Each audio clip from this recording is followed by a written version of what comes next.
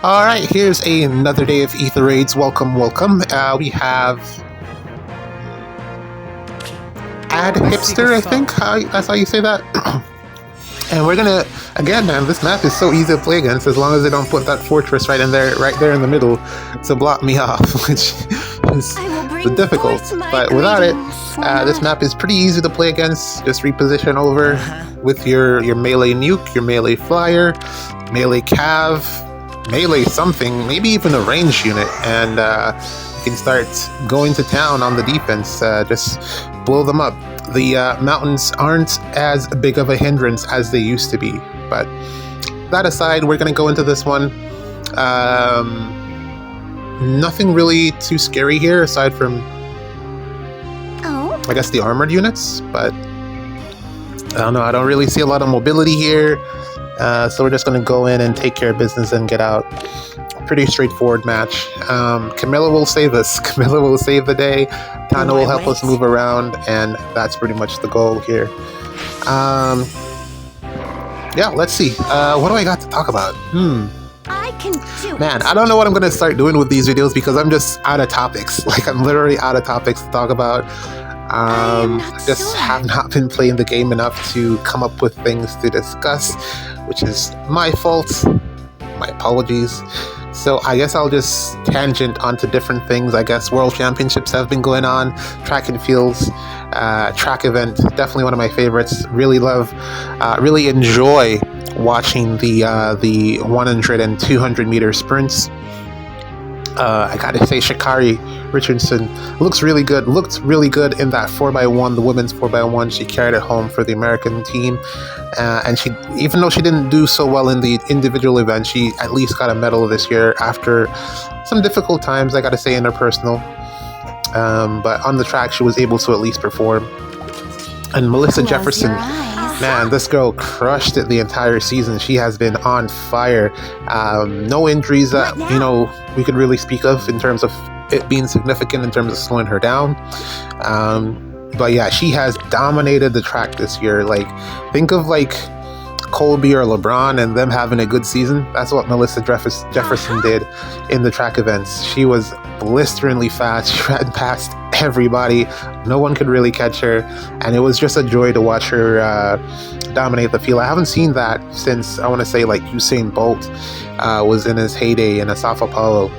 That's right. Giving away some secrets there, but yeah, that's what she reminded me of how good she was. Sharika Jackson coming in second, looking really happy just to get a medal because she was not fit for this season. She was, wounded horse. She had enough to just get to the line, and she did just that. She got to the line and was able to get a medal out of the races that she was competing in. Hopefully she'll have a better season next time around, but yeah, it was a tough one for her. Noah Lyles, how do you describe him? Entertaining figure. He definitely knows how to put out the theatrics, and he also delivered the goods on the track as well. So he performed very well in the 200 meter sprints. What's this, fourth time in a row or fourth championship in a row that he's won? Is it in a row or just overall? I think he lost his BOGO for the Olympics, so I don't know, but he's won quite a bit of them since Bolt has retired. So yeah, he's definitely doing well in that regard. I don't think he's going to be breaking any records for the 200 or the 100. He's not the fastest person to ever run that event, but he's very consistent, and you know what you're going to get out of him, and currently I don't see a lot of people that are able to consistently beat him. There are a couple of Jamaicans up and coming that will probably be able to compete with him, but for right now, he's doing what he needs to do to win, and I think he'll have a couple more years at the top. Maybe at least another 2 years and another Olympics. I think at the very least he should still be at the top, as opposed to the 100 meters where he's getting cooked by the Jamaican team. So the Jamaican team is definitely going to be getting a lot stronger from here on out in that 100 meter event. So you can definitely look forward to them competing vociferously Is that the right use of the word? Probably not, but they'll be up there for the next 100s to come. And the biggest sad news of the relays for me personally is watching them drop the baton. Well, not even drop it. For the 4x1 relay men's, the Jamaican team failed to get the baton around the track, which was, how do I compare it? It's like the bases are fully loaded and the person gets he misses the ball in baseball, but the bases are fully loaded, pitcher throws, and he strikes out 3 times. So that's kind of what it's like. They failed to get the baton around the track, which would have been an easy win for them if they had, but they failed at the last minute, and I guess it was to be expected because they have been inconsistent the entire season. They haven't really practiced very much together, and baton changes in track and field is definitely something that you have to practice as a team to have the fluidity of movement, to know when to reach, grab the baton, and then start running. It's very difficult to be running full speed and then pass something off to someone who isn't necessarily standing facing you, to pass it to them as they're about to run off. It's a difficult technique to master, but it can be done if you have time with the people that are on the team to practice the transition. So those are just some of the things that happened in the world on the track side of things. I didn't really look at anything else. I mean, triple jump, I do like the pole vault. The pole vault is an interesting event. The triple jump I'm not really a huge fan of, and then the decathlon, the heptathlon, I don't really watch those. They're just way too long to maintain your focus on what's going on with the scoring and stuff. The sprints are where it's at. Sydney McLaughlin dominated again, 400-meter hurdles and the 400-meter flats. I think she won both of them yet again. I don't see anything stopping that woman. She is very, very good at those middle distances. She is a very consistent sprinter. She rarely loses. If she's in the race, you can probably bet on her to win. I guess you probably won't get a lot in terms of a return for that bet, because everyone will be betting on her because she's that consistent. But yeah, she won yet again. I'll take care of them. And those are just some of the key takeaways from the track event for this staging of the World Championships in Japan, Tokyo, I think it was. Rain, a lot of rain, which is kind of common for this time of year in Japan, I guess. But overall, I think it was good. It was a good watch, good week of events. I'll take care of them. This match is pretty much done. We just got to figure out what to do with these last remaining units. Should be pretty straightforward here. Tana is still putting in work. Very happy that I was able to get this unit from the New Year's banner. She is just so good. Flyers, I feel like, are getting so many skills lately. Maybe just the melee ones. I can't really think of too much that they've given to range flyers, but melee flyers have been... Yeah, they're back on the menu. They're definitely good again. They're definitely competitive, where they haven't been since, I want to say, Mythic Thor. Camilla? I mean, before that, I can't really think of many melee flyers that were really dominant. You probably say Elencia, but that's... Never give up. I guess, yeah, Elencia, and then, again, Mythic Thor. Can't really think of any others that were, like, super dominant since... Valentian Paula. That's how far back I can think of in terms of like just thinking of like a meta dominant flyer. Camilla is the most recent example of that, and I feel like the next couple of months we're about to get a huge surge in just really strong flyers. You got to put the Hirschfelders in there as well. And a lot of this is just because they're actually giving flyers skills now. They haven't had anything aside from Gale Force for the longest time, and Gale Force on them wasn't even like the best thing that they could run. It's just something that you were able to do with them because of the mobility. and not being hindered by terrain, and the fact that most of the time they had a free B skill. So yeah, Celestial Form is a huge addition. I feel like that has really, shot flyers up because they didn't have anything that good for a long time. All right, here we go. Our second match of the day. We're going to go into this one with a Lin sniper team here. I've really liked how this team has remained. Ooh, got a little bit of a load time here. Guess we'll be okay. Okay, yeah. I really like how this team has remained viable, even though we've gotten lately so many counters to Lin herself specifically. Well, maybe not so many, but just really strong counters to her. Like Vantage has really become more dominant. It's so cool that unless you're going to run Hardy Baron on Lin, which just does not make sense because she doesn't have the ability to one-shot something, so you're just not going to really do that. Vantage is a really good counter to her, and if you have like a full team of Unisecond Vantage, or Bernadetta giving out Vantage to the units that can counterattack, you have at least an option to be able to play against Lin, which I mean always existed. This is a really nice Tine. I have one highly merged, but not this invested in terms of skills and dragon flowers and stuff. I think he'll get a decent refine alongside. She was on the same banner as Blue Mage Thunder Thracia? No, it wasn't Thracia. Oh my god. I can't remember her name. No, it's not Julia. Let's go. Man, I am blanking on her name right now. I completely forgot, but I think she'll get a good refine. Just because Brave, the only thing she was really lacking is additional firepower, and she's gonna get that in terms of stats. So they'll give her stats because she's colorless as well. They have to give her more, otherwise she's just gonna fall off really quickly after her refine.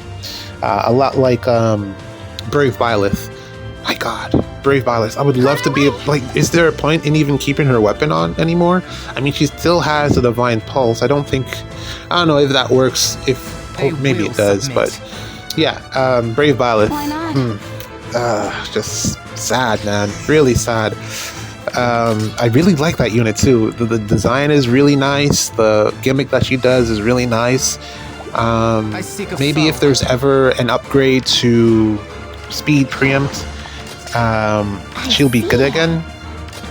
But they'd have to put a ton into that skill to make it good again, because just the speed check alone there has to be true damage in there. So I don't know, but yeah, what was I talking about? Tine is going to get a really great refine, pretty sure, especially again because she's colorless, and there just aren't that many good colorless nukes in the game. I positioned myself very smartly here because I knew that the biggest threat was Athos potentially taking advantage of the Divine Nectar and coming down with the Sigurd Ring a couple of extra spaces and sniping someone. So I did a really good job there in terms of my positional play. Gotta take care of everyone else here. Gotta get Hector to not save someone. So we're gonna need Elm yet again to help out. But I think we should be able to do this. Julia's a threat. Why wait? Okay, so we get Tine. We gotta figure out how to get rid of Julia. She's a problem right now. Can't let her go another turn, and we don't really have to worry about Athos as much since he can't cover the distance anymore without the Divine Nectar support. So we should be fine on that side. Just gotta take out Julia for right now. Yeah, so I really wish I could remember her name was. They will Ishtar. There we go. Ishtar. Yes, Ishtar. The Ascended Ishtar. I think she's going to get a decent refine and remix as well. At least I hope she does, because I have her also fairly invested. I have a lot of stuff on her as well. I have a couple of the Ascended units merged up. I don't know. Like, I guess I'm just hoping that when the refines and remix come out for these Ascended units, they'll at that point maybe add something else to them to make them a little bit more unique, because currently they're just not the greatest in terms of unit types. But maybe I'm just hoping for too much. yeah, but hopefully they do something about that. But yeah, I'd love for Ishtar to get a good refine. Brave plus firepower is the thing that she's lacking, and I hope they fix that whenever they put her out. Separate topic, I guess. It has nothing to really do with this match. I've never really been too high. Like, I have this Julia, this harmonic or brave Julia, and she just does not perform for me. I guess a lot of people have been saying that she does well now with Armored Bro and being a magic save because she has the res stat for it. And I guess that's a role that you could put her in with what's that one skill called, Lagu's Friend, which I think is like a really valuable skill for that style of play or that combination. If you're looking to do that, I think Lagu's Friend really pairs well with that on a mage, to be specific, because high res, flat damage reduction, good combination with Ice Wall. Ooh, Nurgle. Wish I could get Ice Wall on my Nurgle. I think that's like his best skill right now. But I don't have any copies of that to spare to give to my Micaiah, who would probably... I need a new fodder factory.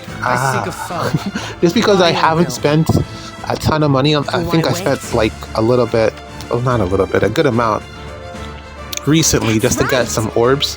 But I haven't really been summoning as much as I used to, so I don't have any fodder banks that I can like give skills to and then duplicate. So it's... Ooh, man, it is a challenge playing this game for free. A good challenge that, I should say that. It's kind of fun. Well, it's not completely free because I still have the spark, but it puts back some of the joy into the game, being a bit more selective with the units that I'm using. So I guess there's that to it. But I also really like just not caring about, being able to just summon whenever I want. I kind of like that as well. But that's not frugal. That is not a financially responsible. So that's what I'm doing for a little bit, since I'm already spending on top heroes, as I keep mentioning. But yeah, this one's pretty much done. We're in a little bit of a bind here. I kind of was hoping for the Kanto on... I think I misplaced their Elm. Got a bit of a pin here, but this should work. This should work. There's a bit of a pin here in terms of the range on Athos, but I think I have enough actions to try to mitigate against it. So we're just gonna keep going. So also I did watch, just need to watch Mask and Leave it to me. God, names. DTM's Summoner Duels run. They did. It's always so impressive how well they do. Like, they prepare so much for the worst case scenario, which I typically do as well. But then I don't feel like I have as easy of a time in the matches that I play in comparison to them. They got like, I don't know if it's like not as many people playing the game mode anymore, some SDS. A lot of people have just given up because it's just Camilla all the time, and that's just not going to change. So I don't know if a lot of people have given up, but they are getting like a lot of diamond players, a lot of platinum players when they play, and it's probably the time of day. I feel like they get easier matches. Like, tournament matches, whenever I play, are very difficult against master players and diamond players. I don't know. I feel like I just have bad luck. I don't know. But or maybe everyone's that would be playing is just watching their streams instead. So yeah, that could be the factor. But that aside, they did very well with the teams that they put together. A lot of Camilla. I mean, if you can't beat them, join them, of course. And Jimbro as well. He is very dominant now from what I've seen from the gameplay. A lot of interesting ways to use him. Byleth, who I'm just not high on Byleth as everyone else is. I think he's decent, but not good enough for me to like. I wouldn't invest into him. I think he's gonna fall off quickly. I'd invest in Ryoma. That is who I would invest into instead of Byleth. I think Ryoma will have a little bit more longevity. And not a lot of Sharena content. I didn't really see that. Yeah, it was some good matches. He played really well. Both of them played very well, and got themselves out of some tight situations as well. So that's kind of what gave me the drive to try to play again. But ultimately, I got lazy and nothing happened. I'm a noble lady now. Well, there'll be other days. Yeah, that's pretty much all that there is. We got Hall of Forms coming up with some new units. I saw what looked like Duma, Halloween Duma, who not the greatest unit. He fell off really quickly, but he's an option that you can select. I don't think I'll be getting him because there's no skills that you can give to him that's going to make his preferential weapon any better. So, yeah. Yeah. And then I forget who the other options were, but that was the standout. And also moving around armored units in Hall of Forms is really annoying. Unless you get the skills early on, like the charge and the Celica ring. Oh, there's no Celica ring. Yeah, moving armored units, pivot is probably the best thing that you can get in Hall of Forms early on an armored unit because it makes them more mobile. But probably another Hall of Forms that I'll play, but I'll probably not pick up any of the units from there. So I mean, nothing's really new there. Okay, got the win here. Just gotta figure out who we want to do this with. Hector is not as dominant now that all his friends are gone, and also the sweep effect. This Layla is just so much fun. I hope I get more opportunities to use her in the future. She's just so much fun to use. That is it. Hopefully it's not completely boring. GG's.